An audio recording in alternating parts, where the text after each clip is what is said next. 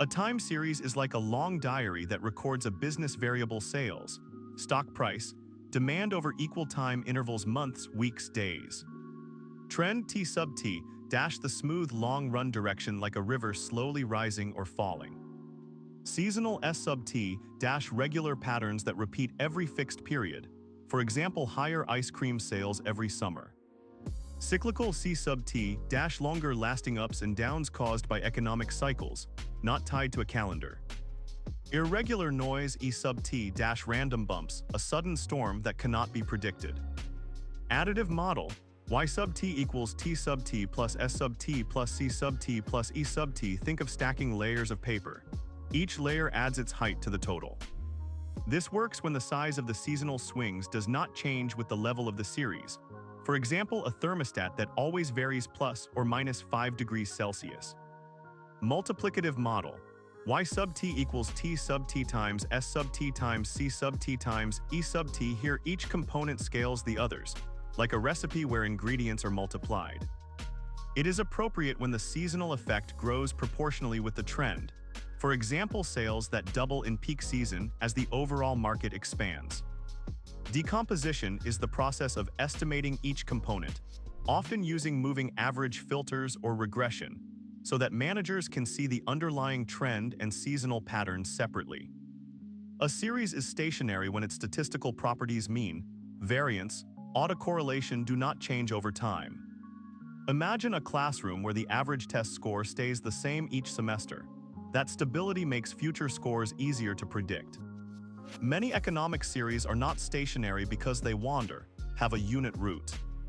Delta Y sub T equals alpha plus beta T plus phi Y sub T minus 1 plus sum from I equals 1 to P gamma I delta Y sub T minus I plus U sub T. The test statistic is phi hat minus 1 divided by standard error of phi hat. A large negative value beyond critical tables leads us to reject the null hypothesis of a unit root, implying stationarity. If the series is non-stationary, we often difference it. The first difference is delta Y sub T equals Y sub T minus Y sub T minus 1. This is like looking at day-to-day changes instead of the raw temperature. Differencing removes trend and makes the mean stable. Higher order differencing second, third may be needed, but each extra difference reduces the data's information, so we use the smallest d that yields stationarity. After differencing, we reapply the ADF test to verify that the transformed series now behaves like a stationary process, before fitting ARMA models. In an autoregressive, a R model, today's value is explained by a weighted sum of its own past values, plus a random shock. The notation of R of P means we look back P periods.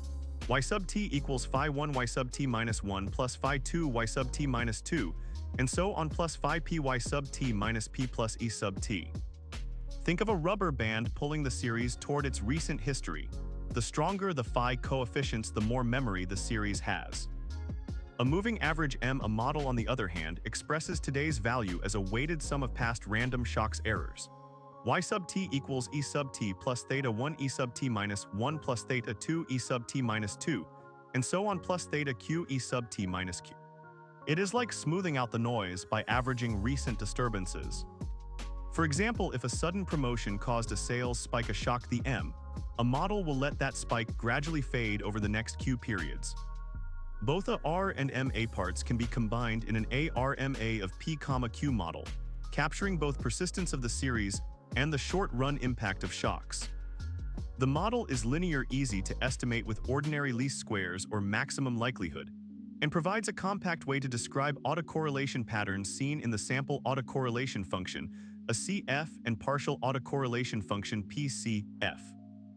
When a series needs differencing to become stationary, we combine differencing with ARMA to get an ARIMA PDQ model. Difference d times to achieve stationarity, for example delta to the dy sub t. Fit an ARMA PQ model to the difference series.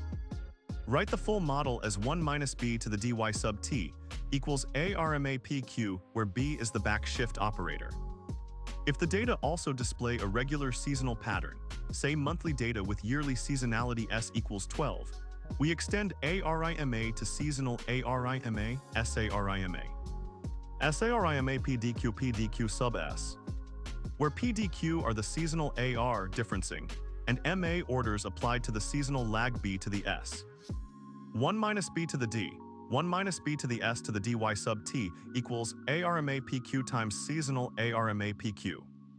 For example, a retailer with monthly sales that grow over time and have a yearly peak may be modeled as SARIMA 111011 sub 12. SARIMA captures both the long-run trend through D and the repeating yearly shape through D and the seasonal coefficients, making it a workhorse for many business forecasting problems. Choosing the right model is a two-step detective process. Step 1: Identification. Look at the CF and PA-CF of the different series. A sharp cutoff in the PA-CF after lag P suggests an ARP component. A cutoff in the CF after lag Q suggests an MAQ component. If both tail off, an ARMAPQ is likely. For seasonal data, examine the CF and PA-CF at multiples of the seasonal period S, for example lags 12 and 24. Step 2: Diagnostic checking. After estimating a candidate model, examine the residuals. They should look like white noise, no autocorrelation. The Leung box Q statistic tests this. Q equals n times n plus 2 times the sum from k equals 1 to h of rho hat sub k squared divided by n minus k. A large p-value greater than 0.05 means we cannot reject the hypothesis that residuals are uncorrelated. Check normality, for example QQ plot, if prediction intervals are needed. Model selection criteria. When several models pass the diagnostic tests, we compare them using information criteria. AIC equals negative 2 times log L plus 2k. BIC equals negative 2 times log L plus k times log n. Where L is the maximized likelihood, k the number of estimated parameters, and n the sample size. Lower AIC or BIC indicates a better trade-off between fit and complexity. BIC penalizes extra parameters more heavily, favoring parsimonious models.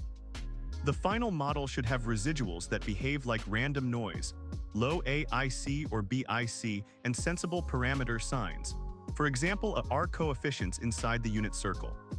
Exponential smoothing family treats the most recent observations as more informative than older ones, by applying a discount factor alpha, 0 less than alpha less than 1. Simple exponential smoothing, abbreviated SES.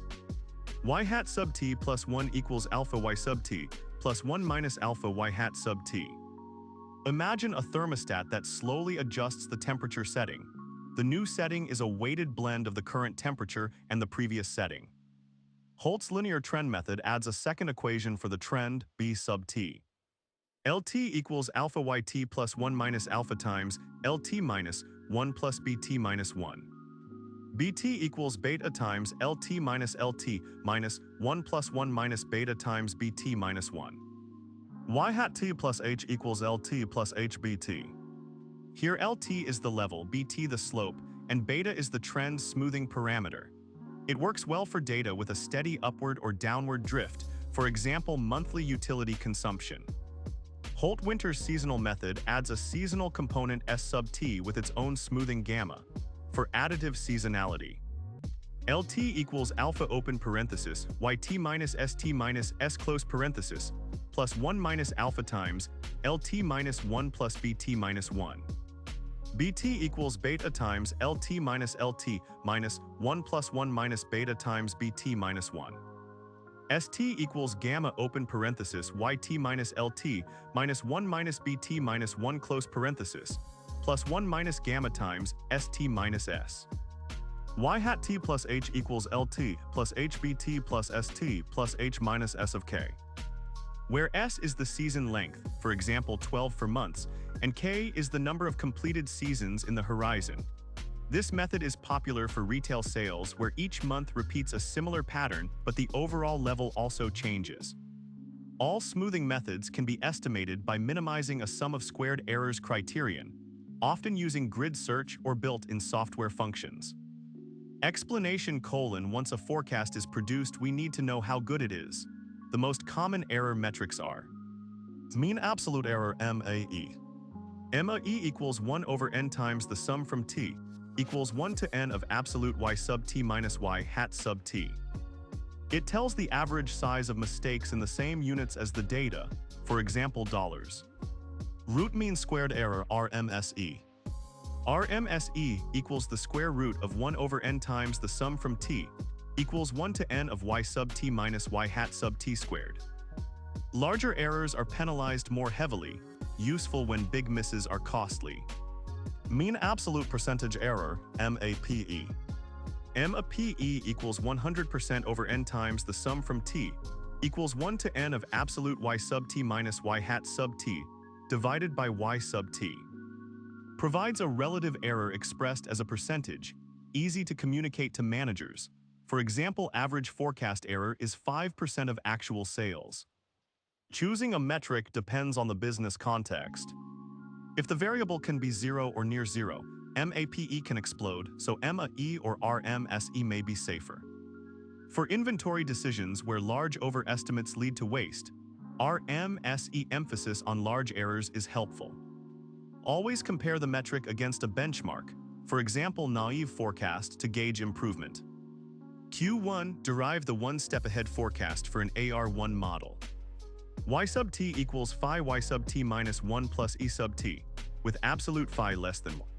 Y hat sub t plus 1 vertical bar t equals phi y sub t.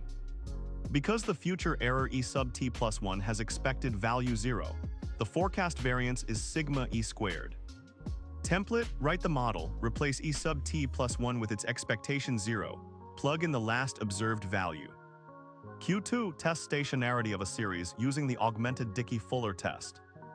Delta y sub t equals alpha plus beta t plus phi y sub t minus 1 plus sum from I equals 1 to p of gamma sub I times delta y sub t minus I plus u sub t. Obtain the t statistic t sub phi equals open parenthesis phi hat minus 1 close parenthesis divided by standard error of phi hat. Compare t sub phi with the critical values, for example negative 3.45 at 5% for large samples. If t sub phi is more negative, reject the null of a unit root, implying the series is stationary. Template, write the ADF regression, compute the test statistic, state decision rule. Q3, compute a 12-month Holt-Winters additive forecast, and evaluate MAPE. Given monthly sales data y sub t for t equals 1 to 36, and chosen smoothing parameters alpha, beta, gamma. Initialize level L sub 12, trend B sub 12, and seasonal indices S sub 1 through S sub 12. Run the recursive Holt-Winters equations for t equals 13 to 36 to obtain L sub t, B sub t, and S sub t. Level L sub t equals alpha times open parenthesis y sub t minus S sub t minus m close parenthesis, plus open parenthesis 1 minus alpha close parenthesis times open parenthesis L sub t minus 1 plus B sub t minus 1 close parenthesis. Trend B sub t equals beta times open parenthesis L sub t minus 1 close parenthesis, plus open parenthesis 1 minus beta close parenthesis times B sub t minus 1. Seasonal S sub t equals gamma times open parenthesis y sub t minus L sub t close parenthesis, plus open parenthesis 1 minus gamma close parenthesis times S sub t minus m. Forecast month 37, the first month of next year, as y hat sub 37 equals L sub 36 plus B sub 36 plus S sub 1. Repeat for months 38 to 48 using the appropriate seasonal indices S sub 2 through S sub 12. Compute MAPE as 100% divided by 12 times the sum from H equals 1 to 12 of the absolute value of y sub 36 plus H minus y hat sub 36 plus H divided by y sub 36 plus H. Template, provide the 3 update equations, show how to advance the horizon, then plug the forecast errors into the MAPE formula.